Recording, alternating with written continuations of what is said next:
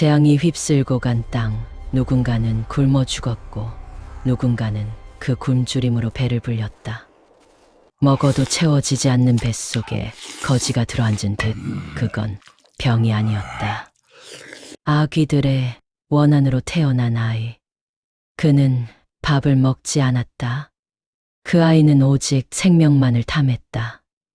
남의 몫을 탐해 채운 곳가는 결국 너 자신을 삼키리라. 인과응보의 교훈을 주는 무서운 이야기. 이제 시작합니다. 아귀의 곡간. 갑5년 겨울은 유난히 혹독했다. 눈은 사람의 무릎까지 쌓였고 산짐승조차 먹을 것이 없어 민가로 내려와 얼어 죽는 해였다. 의원 김영주는 당나귀 한 마리에 의탁하여 눈보라를 뚫고 무진곡으로 향하고 있었다. 대체 어떤 병이기에 이 험한 곳까지 의원을 부른단 말인가? 형주는 입김을 불어 손을 녹이며 투덜거렸다. 무진곡의 최대감 댁에서 보낸 아이는 엽전 꾸러미를 내밀며 제발 와달라고 읍소했다. 주인 어른이 음식을 드시는데도 살이 빠지고 밤마다 짐승 우는 소리를 내며 괴로워하십니다요. 의술로 꽤 이름이 알려진 형준이었지만 이런 증상은 흔치 않았다. 소갈 당뇨이거나 기생충일 거라 짐작했지만 하인의 눈빛에 서린 공포는 그 이상의 무언가를 말하고 있었다. 마을 입구에 들어서자 기이한 정적이 흘렀다. 연기가 피어오르는 굴뚝은 드물었고 마을 사람들은 하나같이 눈이 퀭하고 말라 비틀어져 있었다. 그들은 지나가는 형준을 굶주린 늑대처럼 쳐다보다가 최대감 댁으로 향하는 것을 보고는 황급히 고개를 돌려 침을 뱉었다. 저주받은 집, 제 발로 들어가다니. 누군가의 중얼거림이 바람에 실려왔다. 최대감의 기와집은 마을 가장 높은 곳 산비탈을 깎아 만든 명당에 자리 잡고 있었다. 하지만 형준의 눈에 그곳은 명당이 아니라 산의 전기를 억지로 틀어막고 있는 흉물처럼 보였다. 대문 앞에 서자 역한 냄새가 코를 찔렀다. 그것은 오래된 젓갈 냄새 같기도 하고 짐승의 썩은 살 냄새 같기도 했다. 사랑방 문을 열자 형준은 헛구역질을 참아야 했다. 방 안은 온통 비릿한 피냄새와 삭은 음식 냄새로 가득 차 있었다. 병풍 뒤 이불을 뒤집어 쓴 채 웅크리고 있는 사내가 최대감이었다. 의원이 오셨어? 최대감이 고개를 들었다. 형준은 숨을 들이켰다. 그의 몰골은 살아있는 사람이라기보다 해골에 가죽만 씌워놓은 형상이었다. 눈은 움푹 패어퀭했고 광대뼈는 튀어나올 듯했다. 그러나 기이하게도 배만큼은 만삭의 임산부처럼 빵빵하게 부풀어 올라 있었다. 증상이 어떠십니까? 먹어도 배가 고프네. 뱃속에 거지가 들어앉은 것 같아. 먹지 않으면 창자가 끊어지는 듯 아파서 견딜 수가 없어. 그때 하녀가 큰 소반에 음식을 가득 담아 들어왔다. 닭백숙 3마리, 돼지고기, 수육, 그리고 밥 5공기. 장정, 넷이 먹어도 남을 양이었다. 최대감은 의원이 보고 있다는 체면도 잊은 채 짐승처럼 달려들었다. 손으로 고기를 뜯고 국물을 들이켰다. 씹는 소리가 우적우적 방 안을 울렸다. 형준은 맥을 짚기 위해 그의 손목을 잡았다. 맥이 잡히지 않는다. 분명 심장은 뛰고 피는 흐르는데 생기가 느껴지지 않았다. 마치 죽은 나무에 물이 흐르는 듯한 공허하고 차가운 맥박이었다. 그때 형준의 눈에 최대감의 목에 난 검은 반점이 들어왔다. 단순한 검버섯이 아니었다. 자세히 보니 그것은 사람의 손자국 같았다. 누군가가 목을 조르고 있는 듯한 5개의 선명한 손가락 자국. 대감, 이 상처는 무엇입니까? 상처? 무슨 상처 말이요?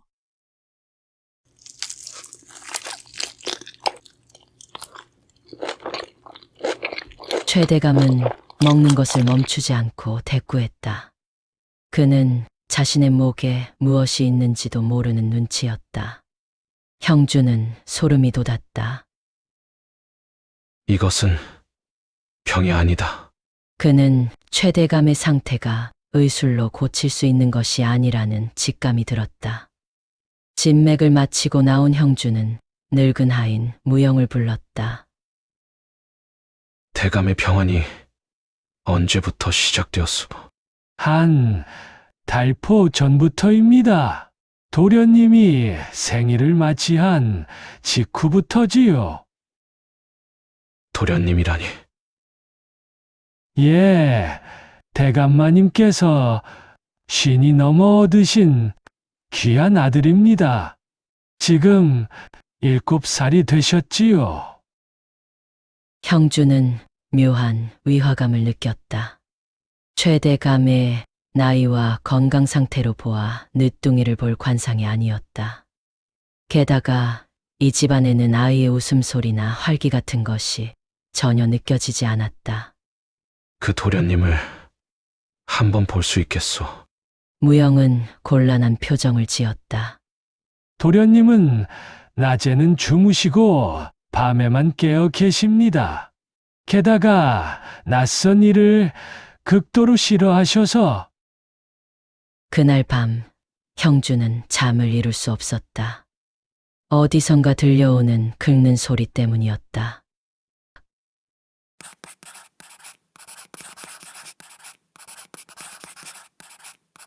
마치 쥐가 벽을 긁는 듯한 소리였지만 훨씬 더 집요하고 묵직했다. 소리는 별채 쪽에서 들려오고 있었다.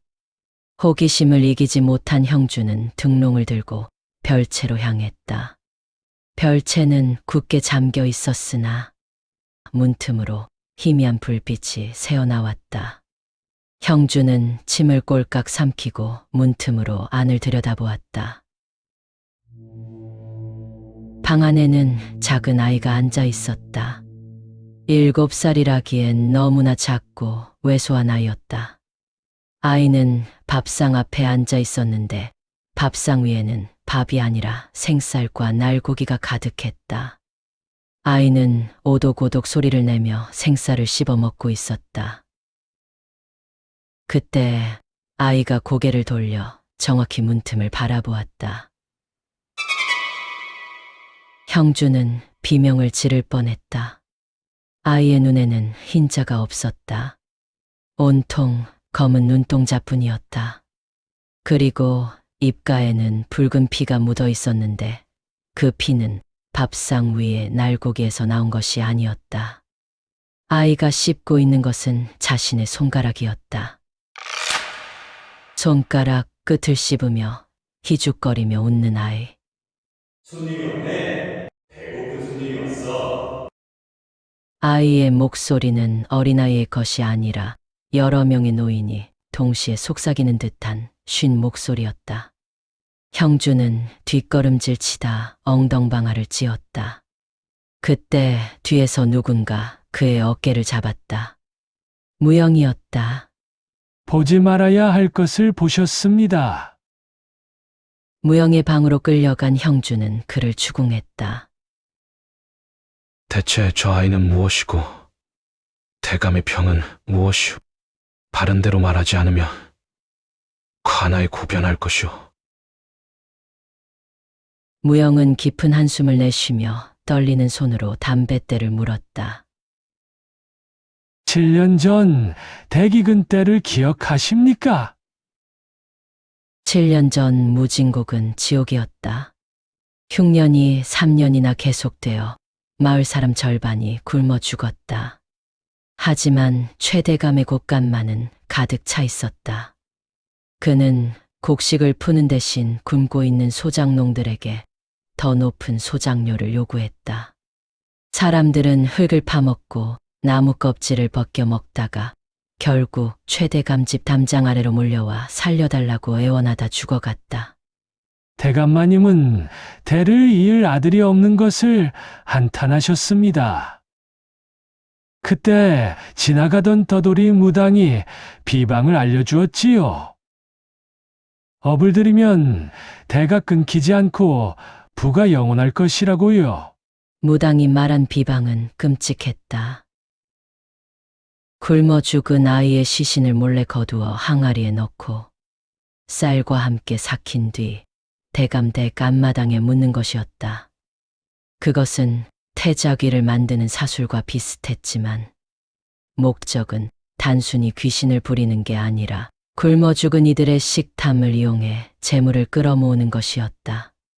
그 항아리를 묻은 날 밤 대감마님의 첩실이 태기를 느꼈고 10달 뒤 도련님이 태어나셨습니다. 그리고 신기하게도 대감의 재산은 날로 불어났지요. 마을 사람들은 다 굶어 죽어나가는데도 대감댁 논에서만 쌀이 쏟아져 나왔으니까요. 형주는 경악했다. 사람의 원한을, 그것도 가장 고통스럽게 죽은 아기들의 원한을 시바지로 썼단 말이오. 그건 아들이 아니오. 굶주림 그 자체요. 압니다. 알아요. 도련님은 밥을 먹지 않습니다. 날 것만 찾으시지요.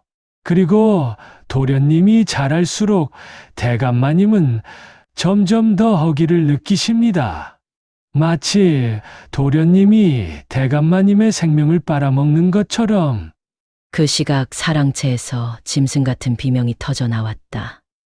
형준과 무영이 달려갔을 때 방문은 활짝 열려 있었고 최대감은 바닥을 기어다니고 있었다. 배고파.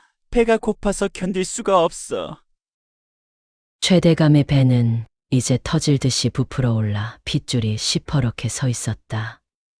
그는 방바닥에 떨어진 흙을 닥치는 대로 주워 먹고 있었다. 방 한가운데에는 별채에 있어야 할 도련님 창수가 서 있었다. 창수는 무표정한 얼굴로 아버지를 내려다보고 있었다. 아버지 배고프세요? 창수야, 내 아들. 먹을 것 좀 따오. 내가 먹던 거라도 타오. 최대감이 아들의 발목을 잡고 애원했다. 창수가 희죽 웃었다. 입이 귀 밑까지 찢어지는 기괴한 미소였다. 아버지는 제게 밥을 주시잖아요. 아주 많이. 많이 사는데 살과 뼈를 갈아서 만든 밥을 주시지요. 창수의 입에서 검은 연기 같은 것이 피어올랐다. 그 연기는 사람의 형상들을 하고 있었다. 배가 홀쭉하고 눈이 퀭한 수십, 수백 명의 원혼들. 그들은 모두 최대감의 담장 아래서 굶어 죽은 마을 사람들이었다. 이제 돌려주셔야죠. 창수의 말과 함께 원혼들이 최대감에게 달려들었다. 최대감은 비명을 지르며 자신의 배를 움켜쥐었다. 안 돼. 안 돼. 내 쌀이야. 최대감의 배가 기이하게 뒤틀리기 시작했다. 밖에서 들어간 것이 아니었다. 뱃속에서 무언가가 밖으로 나오려 하고 있었다. 최대감이 먹어치운 탐욕, 그가 삼켜버린 사람들의 고혈이 뱃속에서부터 그를 갉아먹기 시작한 것이다. 최대감의 눈이 형준과 마주쳤다. 형준은 본능적으로 뒷걸음질 쳤다. 의술로 어찌할 수 있는 영역이 아니었다. 이것은 명확한 빚의 청산이었다. 남의 생명을 뺏어 자신의 배를 불린 자가 결국 자신의 살과 피로 그 빚을 갚는 과정이었다. 최대감의 배가 펑하는 소리와 함께 터졌다. 쏟아져 나온 것은 내장이 아니었다. 그것은 검은 쌀알들이었다. 썩어서 시커멓게 변한 쌀알들이 봇물 터지듯 쏟아져 나와 방 안을 가득 채웠다. 그리고 그 쌀알들 사이에서 굶주린 귀신들의 형상이 튀어나와 최대감에 남은 육신을 물어뜯기 시작했다. 맛있다. 맛있어. 맛있는 고기야. 아귀들의 속삭임이 방 안을 메웠다. 창수는 그 광경을 보며 즐겁게 손뼉을 쳤다. 도망치십시오! 가서! 무영이 형준의 등을 떠밀었다. 이 집은 끝났습니다. 저것들은 대감을 다 먹고 나면 곡간을 열 것입니다. 그리고 마을 전체를 삼킬 겁니다. 무영은 횃불을 들고 곳간으로 달려갔다. 네, 평생을 이 죄 많은 집안을 위해 살았으나 마지막은 사람답게 죽으리라. 무영이 곳간에 불을 질렀다. 기름을 먹인 나무 기둥에 불길이 치솟았다. 수십 년간 쌓아온 굶주린 이들의 원한이 서린 곡식들이 타기 시작했다. 불길은 삽시간에 사랑채로 안채로 번져갔다. 형주는 정신없이 마을을 내려왔다. 뒤를 돌아보니 거대한 불기둥이 밤하늘을 태우고 있었다. 불길 속에서 수많은 사람들의 통곡 소리 같은 바람 소리가 들려왔다. 그것은 배부른 자의 비명이었고 배고픈 자의 환호였다. 사랑채의 불길 속에서 어린 창수가 춤을 추고 있는 실루엣이 보였다. 아이는 불에 타는 것이 아니라 불길을 즐기며 하늘로 승천하는 듯했다. 그가 바라보던 곳은 형준이 도망치는 길, 즉 세상 밖이었다. 형준이 마을 입구까지 내려왔을 때 기이한 일이 벌어졌다. 마을 사람들의 표정이 바뀌어 있었다. 퀭하던 눈에 생기가 돌고 구부러졌던 허리가 펴졌다. 최대감 집이 불타면서 그들을 짓누르던 무거운 기운이 사라진 것이다. 최대감 댁은 잿더미가 되었다. 최대감도 무영도 기이한 아들 장수도 흔적 없이 사라졌다. 마을 사람들은 잿더미가 된 곳간 자리에서 타다 남은 쌀이 아니라 기름진 흙을 발견했다. 그 흙을 밭에 뿌리자 이듬해부터 무진곡에는 다시는 흉년이 들지 않았다고 한다. 형주는 다시는 무진곡을 찾지 않았다. 하지만 그는 가끔 밥상 앞에서 숟가락을 들다가 멈칫하곤 했다. 흰 쌀밥에서 문득 비릿한 피냄새를 맡았기 때문이다. 그는 사람들에게 늘 이렇게 가르쳤다. 사람의 병은 몸에서 오지만 재앙은 마음의 구멍에서 온다. 남의 몫을 빼앗아 자신의 구멍을 채우려 하지 마라. 그 구멍은 결국 너 자신을 삼킬 것이다. 인간은 늦게 올지언정 결코 길을 잃지 않는다. 세상 사람들은 최대감의 이야기를 하며 혀를 찼지만 여전히 누군가는 보이지 않는 곳간을 채우기 위해 타인의 굶주림을 외면하고 있었다. 무진곡의 불길은 꺼졌으나 탐욕이라는 이름의 아귀는 지금도 어딘가에서 입을 벌리고 있을지 모를 일이다. 시청해 주셔서 정말 감사드립니다.